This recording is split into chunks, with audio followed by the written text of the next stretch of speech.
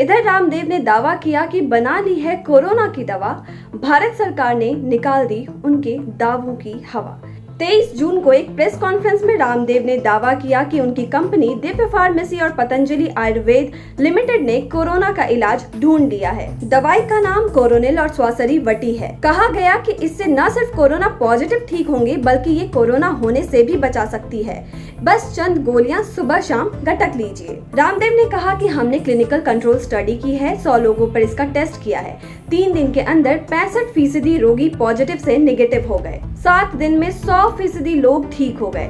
हमने पूरी रिसर्च के साथ इसे तैयार किया है। हमारी दवाई का 100% रिकवरी रेट है और 0% डेथ रेट है। हमारे पास हर सवाल का जवाब है। हमने सभी वैज्ञानिक नियमों का पालन किया है। लेकिन इससे पहले कि दुनिया इन दावों पर सवाल उठाती, खुद केंद्र सरकार के आयुष मंत्रालय ने सवाल उठा दिया। आयुष मंत्रालय ने बयान जारी कर कहा, मंत्रालय को ऐसी किसी भी दवा के बारे में कोई जानकारी नहीं है। इन दावों के सत्यापन के लिए पतंजलि आयुर्वेद लिमिटेड को जल्द से जल्द सभी दवाओं के नाम और उनमें इस्तेमाल की गई पूरी संरचना उपलब्ध कराने को कहा गया है।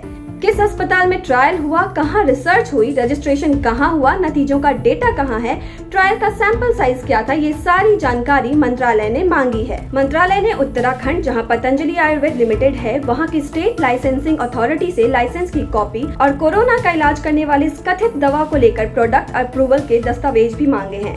मंत्रालय ने पतंजलि को हिदायत दी है, जब तक दवा की पुष्टि नहीं हो जाती तब तक दवा का प्रचार न करें। कोरोना जो इस वक्त हर रोज सैकड़ों भारतीयों की जान ले रहा है और हजारों को बीमार कर रहा है, उसके इलाज और रोकथाम को लेकर पहले भी दावे किए गए हैं। खुद रामदेव ने टीवी चैनलों पर योग के रामबाण इलाज दिए थे। किसी ने कहा धूप से कोरोना मर जाता है तो किसी ने काढ़ा पीने की सलाह दी। चिंता की बात ये है कि ये सब कहने वाले लोग बड़ी आबादी पर असर रखते हैं। लोग इन पर आंखें मूंद कर भरोसा करते हैं।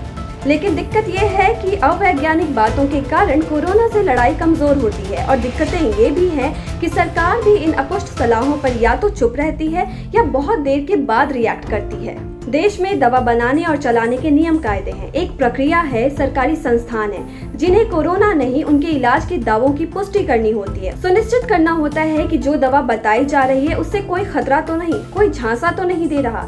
ऐसे में सबसे बड़ा सवाल है कि कैसे पतंजलि ने किसी नियम कायदे का पालन नहीं किया। सरकारी मंजूरी लेने से पहले ही क्यों प्रेस कॉन्फ्रेंस में ढिंढोरा पीट दिया गया कि कोरोना का तोड़ कोरोनिल बना लिया गया है। कह दिया गया कि 1 हफ्ते के अंदर बाजार में दवा आ भी जाएगी।